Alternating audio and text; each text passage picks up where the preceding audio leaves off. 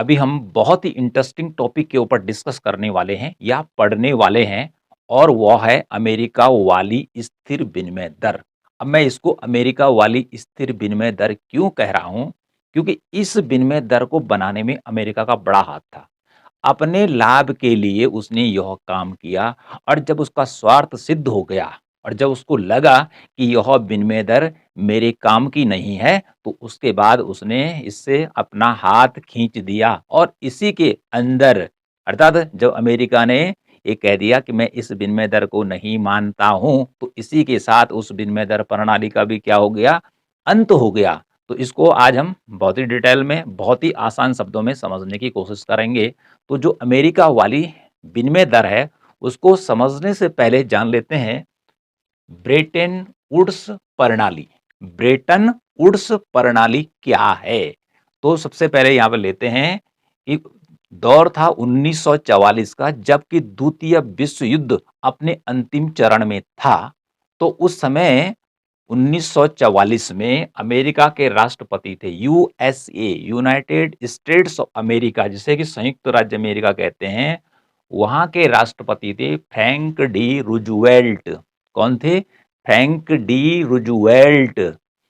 और दूसरा देश था जो उस समय महत्वपूर्ण था, जिसके कि अंडर में भारत भी काम कर रहा था, और वो था इंग्लैंड। तो दो देश यानी कि अमेरिका और इंग्लैंड, दो इंपॉर्टेंट कंट्री थी, दो पावरफुल कंट्री थी उस समय। तो इन देशों ने उस समय देखा कि सेकेंड वर्ल्ड वॉर चल रहा था और भयंकर जो नुकसान होना था वो हो गया था, लेकिन लड़ाई अंतिम चरण में थी। और जो अमेरिका था, ब्रिटेन था, और इसके साथ जो अन्य देश थे, ये थे मित्र राष्ट्र जो जर्मनी के विरुद्ध लड़ रहे थे। और जर्मनी का अंत हो ही गया था, लेकिन 1945 यानी कि अगस्त आते आते जब अमेरिका ने जापान के ऊपर दो बम ठोके, तो जापान ने भी क्या कर दिया? आत्मसमर्पण कर दिया। तो इनको पता था कि वर्ल्ड वार समाप्त होने वाला है और उसके बाद दुनिया से कैसे हम लाभ कमा सकते हैं, इसके लिए इन्होंने क्या किया? इंग्लैंड और अमेरिका ने, विशेष रूप से अमेरिका के नेतृत्व में क्या किया गया? 1944 में, 1944 में इन्होंने दुनिया के 44 देशों को न्योता भेजा। हो सकता है कि अन्य देशों को भी न्योता भेजा कि आइए, आप अमेरिका में आइए, हम आपके लिए, आपके विकास के लिए, आपके उत्थान के लिए एक बहुत बड़ी योजना बनाने वाले हैं, जिससे आपको लाभ ही लाभ होगा। तो इसको समझते हैं, क्या योजना थी? सबसे पहले नजर डालते हैं कि यूएसए में एक स्टेट है न्यू हैम्पशायर, जैसे भारत में एक राज्य है उत्तर प्रदेश। तो न्यू हैम्पशायर में एक जगह का नाम है, अमेरिका में अभी भी है, और उस जगह का नाम है ब्रेटन वुड्स। Bretton Woods. तो इस ब्रेटन वुड्स नामक स्थान पर 1 जुलाई 1944 से लेकर और 22 जुलाई 1944 तक 44 देशों के प्रतिनिधियों अर्थात सरकार की तरफ से विभिन्न देशों के द्वारा जो 44 देश थे, उनके प्रतिनिधि यहाँ पर जमा हुए, इकट्ठा हुए। ओके। और किन किन देशों के प्रतिनिधि थे? इसमें मुख्य रूप से जो मित्र राष्ट्र थे, अर्थात जो जर्मनी, जापान और इटली के विरुद्ध लड़ रहे थे, तो एक था मित्र राष्ट्र और एक थे धुरी राष्ट्र। इन दोनों में ही द्वितीय विश्व युद्ध क्या हो रहा था? चल रहा था। तो इसमें सब थे मित्र राष्ट्र, जैसे अमेरिका नेतृत्व कर रहा था, इसी के साथ इंग्लैंड की इसमें मुख्य भूमिका थी, फ्रांस हो गया, ठीक है, चीन हो गया, सोवियत संघ हो गया, चिली, सऊदी अरब, मैंने बहुत सारे देश थे। 44 कुछ देश मैंने यहाँ पर लिखे हैं, बाकी आप पढ़ सकते हैं। तो भारत का प्रतिनिधि भी उस समय कहाँ गया था? ब्रेटन वुड्स कॉन्फ्रेंस में, ब्रेटन वुड्स सम्मेलन में भाग लेने गया था। जबकि उस समय हमारा देश आजाद तो हुआ नहीं था, लेकिन अंग्रेजों को पता था कि हमने इसे आजाद तो करना ही है और भविष्य में हमें बड़ा बाजार चाहिए वस्तुओं को बेचने के लिए, पैसा कमाने के लिए।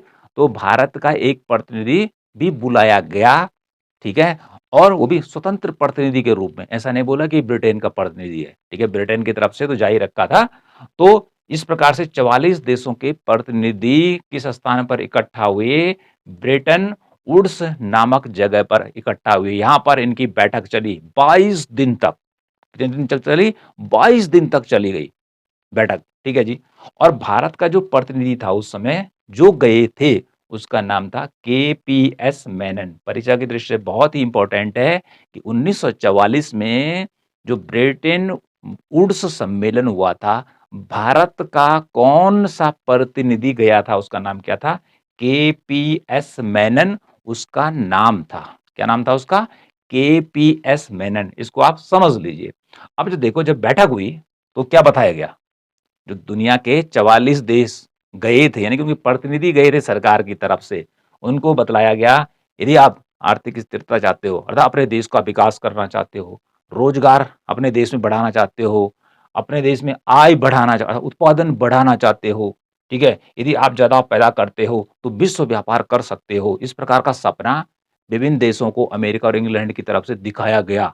और यदि आप ऐसा करोगे तो आपको बहुत फायदा होगा और आप आगे चलकर बहुत उत्थान करेंगे। तब किताब में कैसे लिखा गया कि आर्थिक स्थिरता, रोजगार और आय और विश्व व्यापार को बढ़ावा देने के लिए 1944 में विश्व के 44 देशों के प्रतिनिधि अमेरिका में इकट्ठा हुए और उनके द्वारा एक प्रणाली इजाद की गई, एक सिस्टम तैयार किया गया, जिसे क्या कहा गया? ब्रेटन वुड्स प्रणाली। इस प्रकार से किताबों में उसको लिखा गया।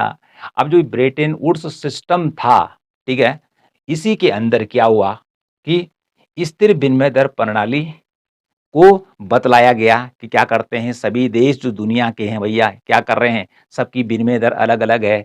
भारत और यदि बात करें चीन की अलग है। जैसे चीन और भारत की विनिमय दर हो गया कि भारत कितने रुपए देकर चीन का युआन खरीद सकता है, ठीक है? जापान और यदि चीन की बात करें तो उसका अलग था। यदि रूस और फ्रांस की बात करें तो उनकी विनिमय दर अलग-अलग थी। अर्थात उनकी करेंसियों का जो रेट था उन वो अलग-अलग दर पर खरीदी जा रही थी। मतलब प्रत्येक का अलग-अलग था। इन्होंने कहा हम ऐसा करते हैं कि एक समझौता कर लेते हैं और एक स्थिर विनिमय दर प्रणाली अपना लेते हैं कि जो सभी के लिए समान रूप से क्या करेगी? काम करेगी। अब बताओ भई किस-किस को ये बात पसंद है? तो सबने हाथ खड़ा कर दीजिए मुझे पसंद है। ठीक है जी? उन्होंने कहा बहुत अच्छा क्योंकि अमेरिका और ब्रिटेन तो इसको पहले से बना चुका था। ये तो नाम मात्र की बैठक थी, आओ ठीक है जी और बाद में साइन करने हैं, ओके। तो इस प्रकार से जब दुनिया को ये सपना दिखाया गया कि आर्थिक स्थिरता आपके देश में आएगी, रोजगार बढ़ेगा, आय बढ़ेगा तो उत्पादन बढ़ेगा तभी जाके आय बढ़ेगी, विश्व व्यापार होगा तो फायदा ही फायदा भैया, ठीक है जी? तो इसलिए हम क्या करते हैं, स्थिर विनिमय दर प्रणाली को अपनाते हैं। इसके लिए क्या करेंगे हम 2 बैंक बनाएँगे। एक बनाएँगे अंतर्राष्ट्रीय मुद्रा कोष आईएमएफ इंटरनेशनल मॉनेटरी फंड, ठीक है? अंतर्राष्ट्रीय मुद्रा कोष और दूसरा बनाएँगे डब्ल्यूबी वर्ल्ड बैंक जिसे कि विश्व बैंक के नाम से ही जाना जाता है। तो इसी ब्रेटन वुड्स सम्मेलन में निर्णय लिया गया कि हम क्या करेंगे अंतर्राष्ट्रीय मौद्रिक कोष और विश्व बैंक की स्थापना करेंगे। अब बात करते हैं क्योंकि विश्व बैंक का काम अलग है और आईएमएफ जैसे शॉर्ट में कहते हैं आईएमएफ ठीक है जी और लॉन्ग में क्या कहेंगे अंतर्राष्ट्रीय मुद्रा कोष हिंदी में कहेंगे ठीक है। अब इसकी स्थापना कर दी गई, 2 अंतर्राष्ट्रीय बैंक क्या हो गया दुनिया के सामने आ गए। ओके। अब आता है स्थिर विनिमय दर प्रणाली।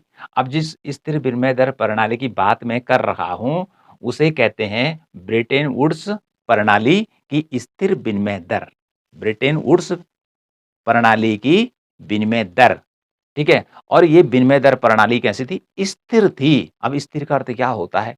ये होता है फिक्स्ड और इससे पहले मैं पढ़ा चुका हूँ आपको परिवर्तनशील विनिमय दर प्रणाली, जो क्या होती थी? ये जो होती है वर्तमान में कि वो बाजार में विदेशी मुद्रा की माँग और पूर्ति की शक्तियों के द्वारा निर्धारित होती है कि जिसकी रुपए की या जिसके मनी की ज़्यादा डिमांड होगी, उसकी वैल्यू ज़्यादा हो जाएगी। ओके जी, इस प्रकार से जहाँ पर माँग और पूर्ति क्या होगी? विश्व बाजार में अर्थात अंतर्राष्ट्रीय मौद्रिक बाजार में जहाँ पर विदेशी मुद्राओं की माँग और पूर्ति बराबर होती है, वहाँ पर वर्तमान में क्या होती है? विनिमय दर निर्धारित होती है। लेकिन ये तो 1944 की बात हो रही है। तो स्थिर विनिमय दर प्रणाली को शुरुआत हुई। इसमें क्या करेंगे? बताया गया, सब कुछ समझाया गया अमेरिका की तरफ से, देखो भैया क्या करते हैं, ठीक है? क्या कैसे-कैसे बनेगी?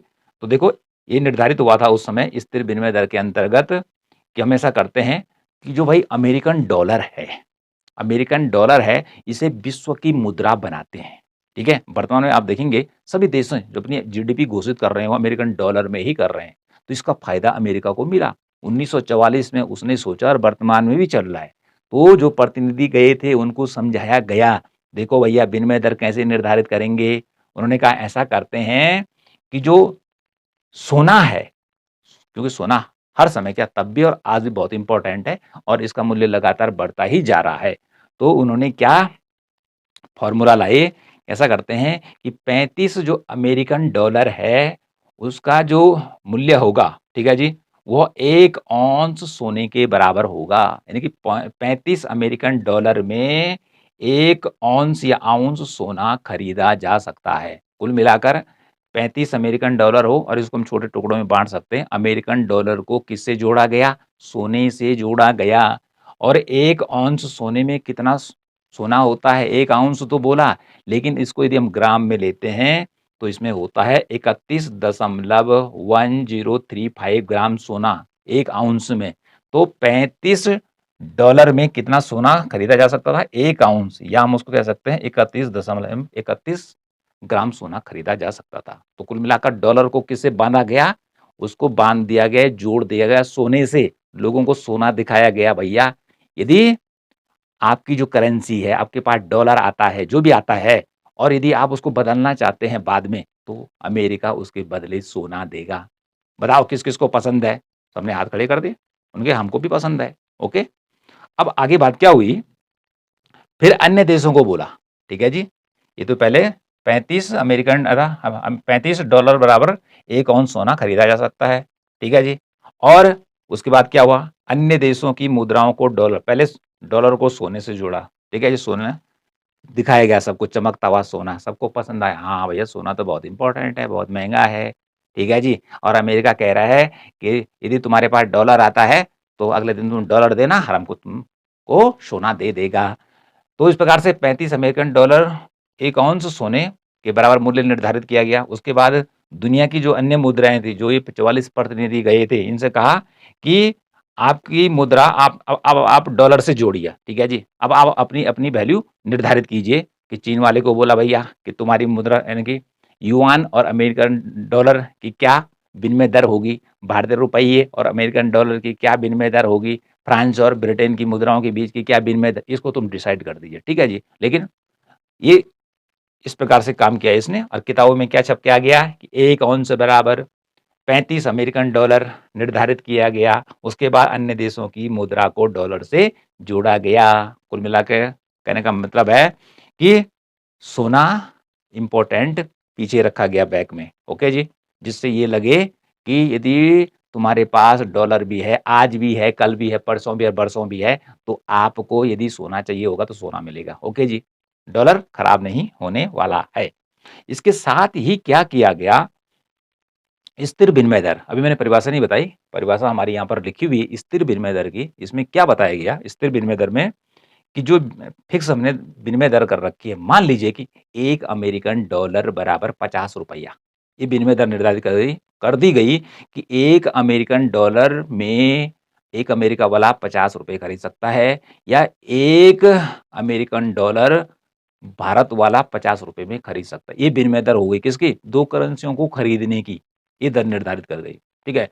तो $1 बराबर ₹50, ये फिक्स हो गया। अब इससे ऊपर नहीं होगा, ना नीचे जाएगा, ये बने रहेगा भैया। इसको सब देशों ने, सब प्रतिनिधियों ने जो यहाँ पर आ रखे हैं देशों के, अपने देश के, ठीक है? सरकार को बताना है कि ऐसा-ऐसा फैसला लिया गया है, और इस स्थिर विनिमय दर को सबने मानना है, ऐसा अमेरिका ने कहा। उन्होंने कहा सबको मान्य है जी? हाँ, ठीक है, ठीक है। ओके, सब मान्य है, हो गया जी।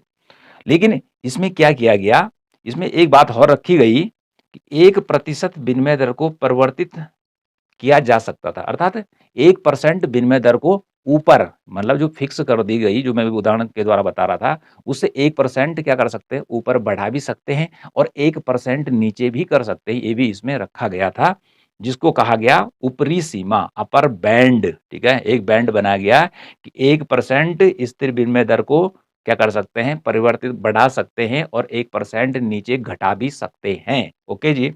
तो 1% विनिमय दर को परिवर्तित हो सकती है 1% तक, ठीक है? प्लस और माइनस में, ओके? तो ऊपरी सीमा हो गई, ठीक है? उसे कहा गया अपर बैंड, और जो निचली सीमा थी उसे कहा गया लोअर बैंड। अब इसको उदाहरण के द्वारा समझते हैं कि माना बात उस समय विनिमय दर स्थिर कर दी गई कि 1 अमेरिकन डॉलर बराबर ₹6, यानी कि 1 अमेरिका वाला यदि रुपया खरीदना चाहता है, तो $1 देगा और उसको ₹6 मिलेंगे। ओके जी। और यदि भारतीय क्या करता है, डॉलर चाहिए उसको, तो ₹6 देगा और $1 खरीदेगा। ये होगी फिक्स विनिमय दर। इसमें कोई परिवर्तन नहीं हो गया, लेकिन इसमें शर्त रखी गई कि आप इन विनिमय दरों में 1% बढ़ भी सकती है और घट भी सकती है। इसकी एक ऊपरी सीमा और एक निचली सीमा, यानी कि ऊपरी सीमा और एक निचली सीमा के बीच ये जा सकते हैं। कैसे जा सकते हैं? यहाँ पे देखिए कि माना बात विनिमय दर बढ़ गई, तो 1% ₹6 का 1% कितना होता है? 6 पैसा होता है, ठीक है जी। 6 पैसा होता है 1%, तो कुल मिलाकर 1 अमेरिकन डॉलर बराबर 6.06, यानी कि ₹6 6 पैसा विनिमय दर क्या हो गई? चेंज हो गई। इट मीन्स $1 देकर क्या कर सकता है एक अमेरिकन, पहले ₹6 की दर थी, अब उसको ज़्यादा 6 पैसे ज़्यादा मिल सकता है। अब ये क्यों मिला होगा? क्योंकि अमेरिकन डॉलर की माँग बढ़ी होगी, जब किसी भी मुद्रा की माँग बढ़ती है तभी जाके उसकी वैल्यू बढ़ती है। ठीक है जी, 1% बढ़ गया, ठीक है, किससे? स्थिर विनिमय दर से। और उल्टा भी हो सकता है कि अगले चरण में देखो 1 अमेरिकन डॉलर बराबर 5.94 अर्थात ₹5.94 भी हो स ये निचली लिमिट हो गई। अभी ये इस यहाँ पर अब देखो पहले डॉलर में क्या मिल रहा था? 1 डॉलर में 6 पैसा ज़्यादा मिल रहा था। अब उल्टा हो गया कि 1 डॉलर में अब यदि क्या करता है कोई अमेरिका वाला रुपीज़ को खरीदता है तो उसको ₹5.94 मिलेंगे। अर्थात ₹6 का 1% यदि घटने पे आ गया तो ये निचली सीमा होगी। तो ₹6 में से, ठीक है, ₹6 में से 6 पैसा घटा दो तो ₹5.94 ये निचली सीमा हो गई परिवर्तित, ठीक है, ये ऊपरी सीमा हो गई। तो 1% ये ऊपरी सीमा हो गई, ये निचली सीमा हो गई और ये स्थिर विनिमय दर हो गई। तो 1% ऊपर जा सकता था, 1% नीचे जा सकता था। लेकिन इसमें शर्त रखी गई थी कि भैया इसके लिए अंतर्राष्ट्रीय जो मुद्रा कोष है IMF उसकी अनुमति लेनी पड़ेगी। यहाँ पे शर्त जोड़ दी गई। अपनी मर्ज़ी से नहीं करोगे, ठीक है? ये भी कह दिया इन्होंने कि अपनी मर्ज़ी से आप क्या नहीं करोगे, स्थिर विनिमय दर को 1% ऊपर-नीचे अपने आप नहीं करोगे। ये जो चाबी है, ये हमारे पास है, ठीक है? क्योंकि अंतर्राष्ट्रीय मुद्रा कोष और विश्व बैंक, अब यहाँ पे क्योंकि विनिमय दरों को स्थिर रखने का काम जो करता है, वो अंतर्राष्ट्रीय मुद्रा कोष करता है। तो अंतर्राष्ट्रीय मुद्रा कोष पे दबदबा किन देशों का बना था? जिन्होंने उस समय स्थापना की थी, आज भी बना हुआ है। तो अमेरिका को पता था कि इसका सबसे ज़्यादा जो डोनेशन देता हूँ, मैं देता हूँ, ठीक है जी?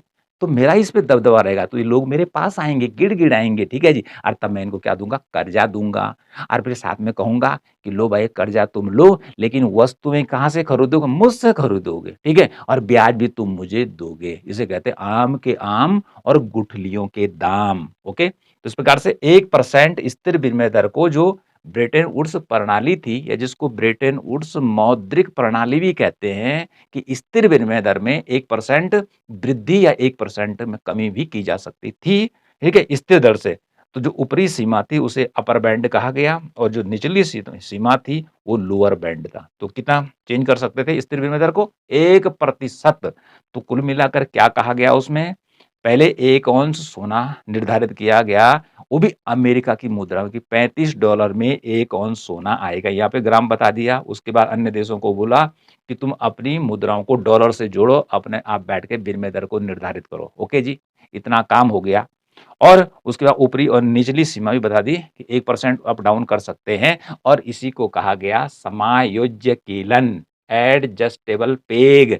कुल मिलाकर जैसे भैंस को एक खूंटे में बांधते हैं ना, तो उससे बांध दिया तो इधर बस उसका दायरा निश्चित है कि वो कहाँ तक घूम सकती है और कहाँ तक जा सकती है। तो यही इस स्थिर विनिमय दर के अंतर्गत भी किया गया, खूंटे से बांध दिया अमेरिकन डॉलर से, ठीक है? सब देश की सभी देशों की मुद्राओं को डॉलर से बांध दिया गया। ओके जी, ठीक, ओके जी, अब तुम बंधे रहो, अब तुम जहाँ तक घूम सकते हो ओके, घूमते रहो, उससे ज़्यादा घूमोगे तो तुम्हें इजाज़त नहीं है। ओके जी, तो समझ में आ गया होगा किस प्रकार से अमेरिका ने ये जो ब्रिटेन वुड्स सम्मेलन बुलाया था और उसके बाद जो 2 संस्थाएँ बनी और जो, ठीक है, स्थिर विनिमय दर प्रणाली बनाई, वो सब अपने मकसद के लिए बनाई। ओके, अब मैं ऐसा क्यों कह रहा हूँ, अभी देखते हैं आगे चलकर। अब पहले यहाँ पे समझ लेते हैं, जब आप लिखेंगे कि स्थिर विनिमय दर किसे कहते हैं, तो यहाँ पे लिखा हुआ है स्थिर विनिमय दर और ये है ब्रेटन वुड्स सिस्टम वाली। तो फिक्स्ड एक्सचेंज रेट किसे कहते हैं? एक देश की करेंसी का दूसरे देश की करेंसी में निश्चित किया गया मूल्य स्थिर विनिमय दर कहलाता है। इस डेफिनेशन को आपने याद करना है, लेकिन इसको हम सरल भाषा में कैसे समझ सकते हैं कि जैसे अमेरिका हो गया और भारत देश की सरकार ने निश्चित कर दिया, ठीक है? बैठे आपस में बातचीत की, ठीक है जी? कि हम और तुम क्या करते हैं, व्यापार करना है हमें, ठीक है? तुम्हारी मुद्रा की ज़रूरत है, अर्थात तुम्हारे रुपए की ज़रूरत हमें है और तुम्हारे डॉलर की ज़रूरत हमें है। तो देखो भैया, हम आपस में डिसाइड कर लेते हैं कि कितने रुपए देकर आप डॉलर देंगे, ठीक है जी? या हम कितने डॉलर देके आप रुपए कितना दे देंगे।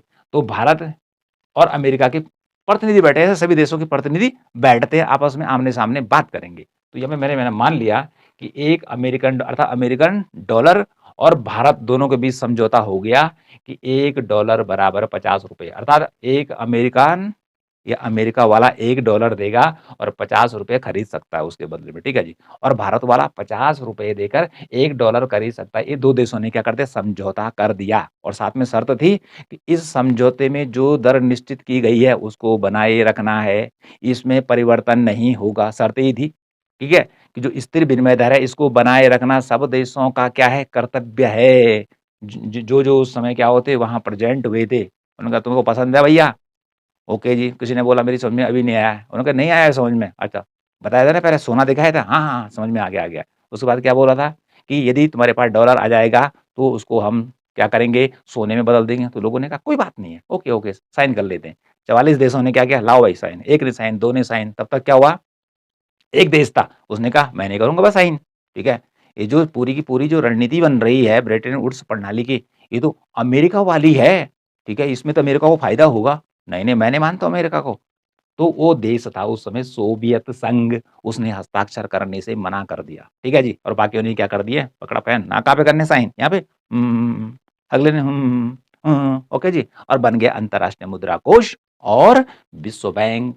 तो आप इस प्रकार से स्थिर विनिमय दर, इसकी परिभाषा लिखेंगे, यहाँ पर उदाहरण लिखा हुआ है, ओके जी। यहाँ पर हमने ब्रेटन वुड्स प्रणाली की बात कर दी है कि ब्रेटन वुड्स क्या है, जो ब्रेटन वुड्स एक शहर, ये जगह का नाम है अमेरिका में, वहाँ पर क्या हुआ कि 2 मौद्रिक संस्थाओं की स्थापना हुई, एक विश्व बैंक की और एक अंतर्राष्ट्रीय मुद्रा कोष की, ओके जी। और उसमें जो डिसाइड किया गया, उसी के नाम से उसको कहा गया ब्रेटन वुड्स प्रणाली, ठीक है जी।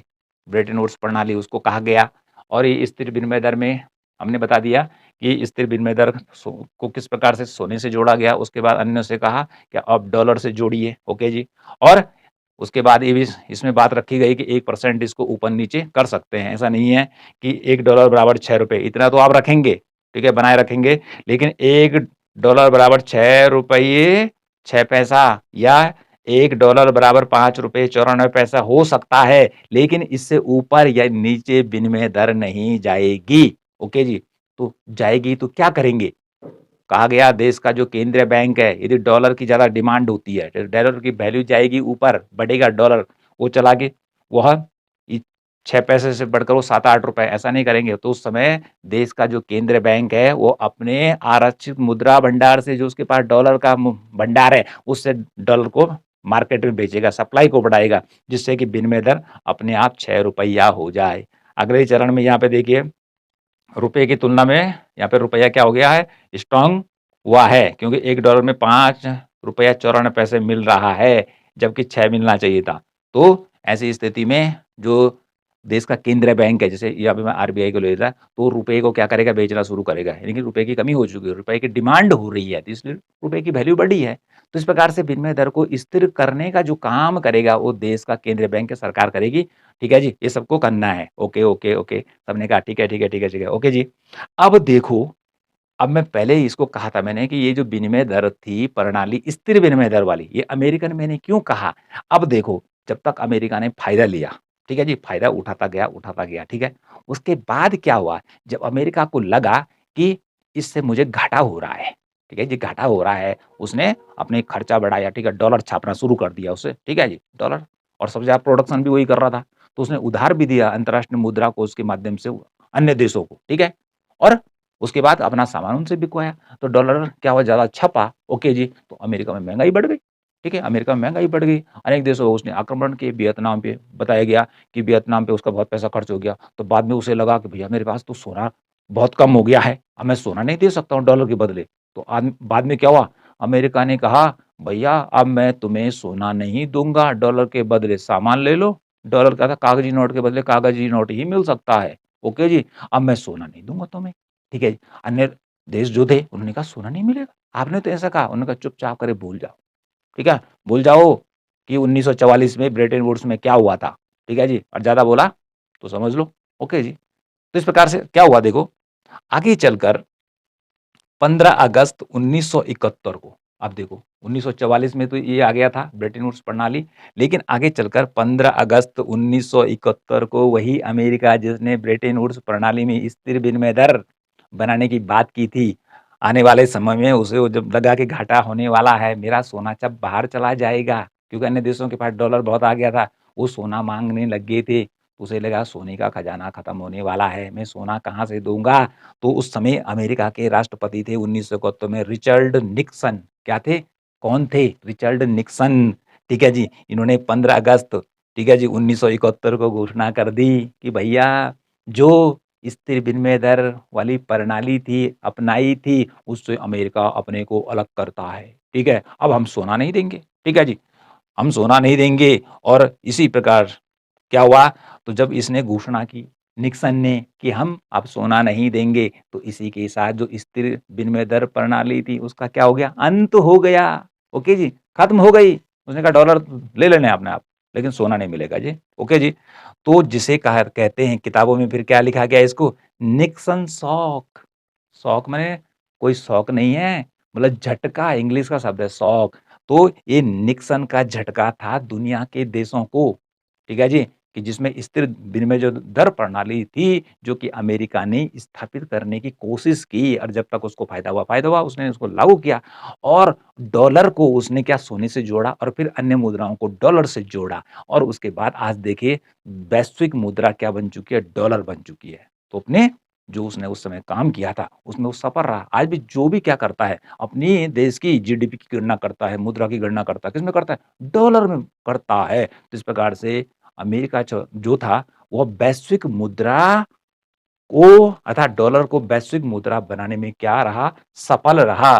तो कुल मिलाकर जो स्थिर विनिमय दर प्रणाली थी, वह रिचर्ड निक्सन ने 15 अगस्त 1971 को, जो अमेरिका का तत्कालीन राष्ट्रपति था, उसने खत्म कर दी, जिसे कि निक्सन शॉक या निक्सन का झटका कहते हैं, कि जिससे कि दुनिया के देशों से जो वादा किया था पहले कि सोना देगा, वो खत्म हो गया। ठीक है जी। तो इस प्रकार से ये विनिमय दर प्रणाली भी खत्म हो गई और किसने इसकी स्थापना की थी? अमेरिका ने की थी। लेकिन हमें तो परीक्षा की दृष्टि से इस प्रकार से लिखना है कि स्थिर विनिमय दर किसे कहते हैं, इसकी डेफिनेशन लिख दी, उदाहरण दे दिया, इसके बाद ये हो गया।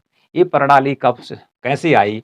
तो आप लिख देंगे कि ठीक है, कि वो 1 जुलाई 1944 से लेकर और 22 जुलाई 1944 तक, ठीक है, 44 देशों के प्रतिनिधियों ने अमेरिका के न्यू हैम्पशायर राज्य में ब्रेटन वुड्स नामक स्थान पर सम्मेलन में भाग लिया और यहाँ पर डिसाइड किया गया, क्या डिसाइड किया गया?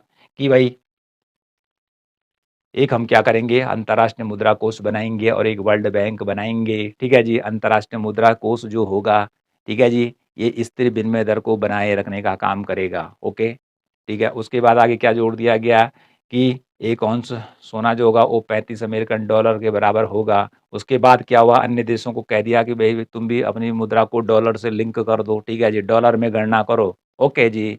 किसको कहा, जैसे चीन को कहा तू भी करेगा भैया, किसको कह दिया, इस चिली को कह दिया तू भी करेगा भैया, सऊदी अरब को बोला तू भी कर दिया, फ्रांस को बोला तू भी कर दिया, ठीक है? और सबने ऐसा-ऐसा कर दिया। तो इस प्रकार से आपने समझ लिया होगा कि किस प्रकार से हमारी ये स्थिर विनिमय दर या ब्रिटेन वुड्स प्रणाली सामने आई, ठीक है जी?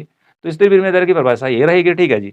अब इसी के साथ आता है कि स्थिर विनिमय दर का लाभ और हानियाँ आती हैं, कि इससे क्या लाभ हुआ? ओके जी, तो हमने तो परीक्षा की दृष्टि से लिखना है, तो लाभ देखिए, मूल्य स्थिरता, क्योंकि जब स्थिर विनिमय दर प्रणाली आई, तो दुनिया के देशों को क्या कहा गया, इस प्रणाली में क्या निश्चित किया गया?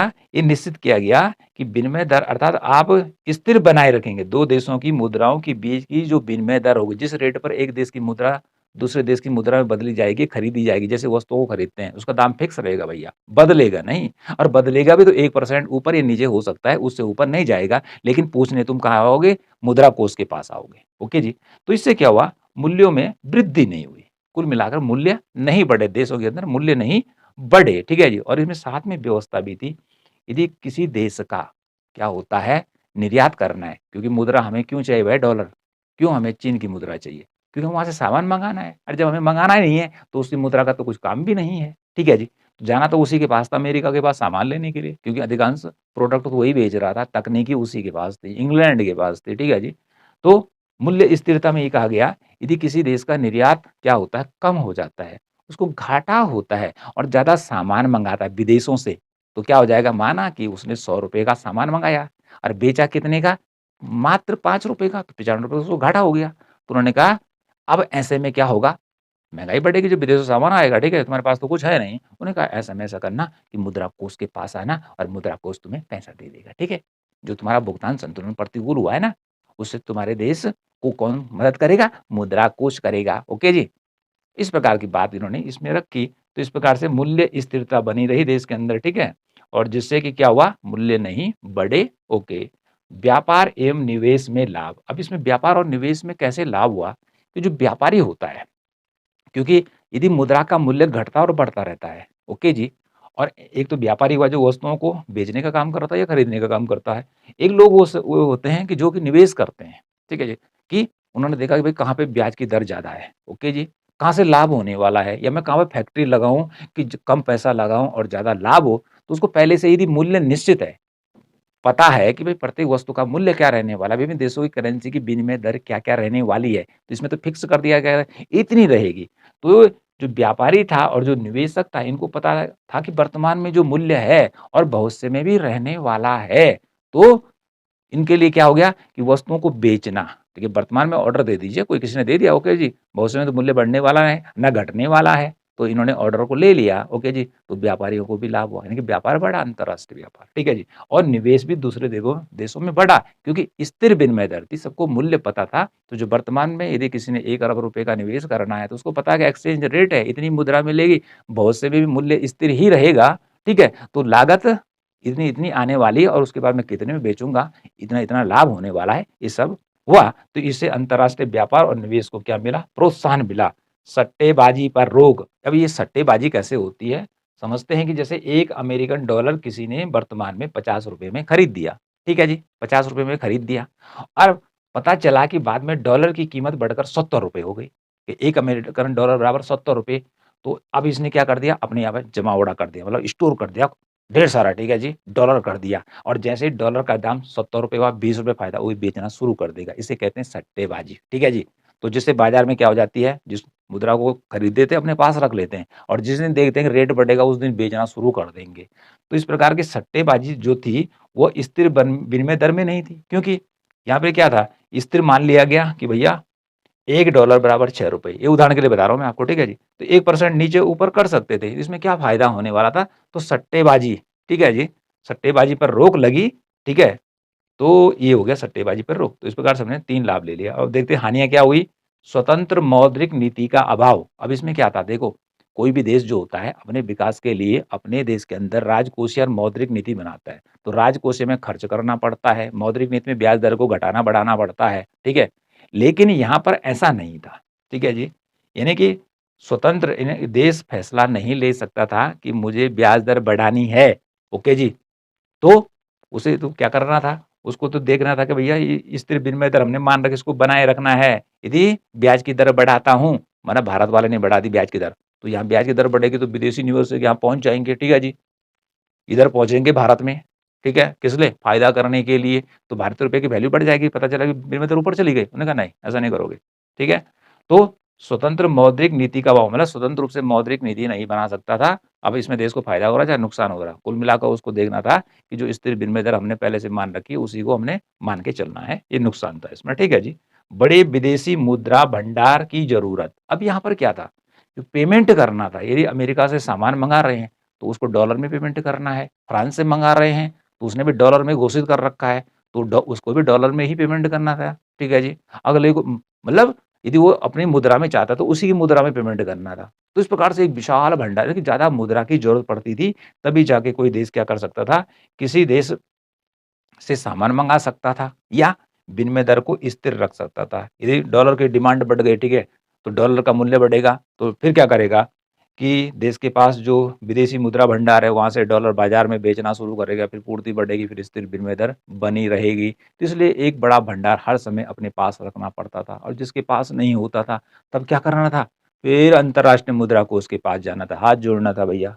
अमेरिका जी दे दीजिए। उसने कहा भैया शर्त लगा दो, तो अपने यहाँ हमारी कंपनियों को काम दे दे। हाँ, ठीक है, ठीक है। फिर सामान भी हम ही से खरीद ले भैया और जो पैसा हम हमसे ले गया था उसको भी वही ले लेगा और साथ में हमसे इंटरेस्ट भी ले लेगा। तो हर जगह फ़ायदा उसी को हो रहा था भैया, ठीक है?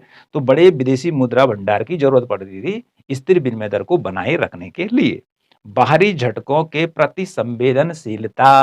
अब देखिए, यदि अमेरिका में क्या हो गया, महँगाई बढ़ गई।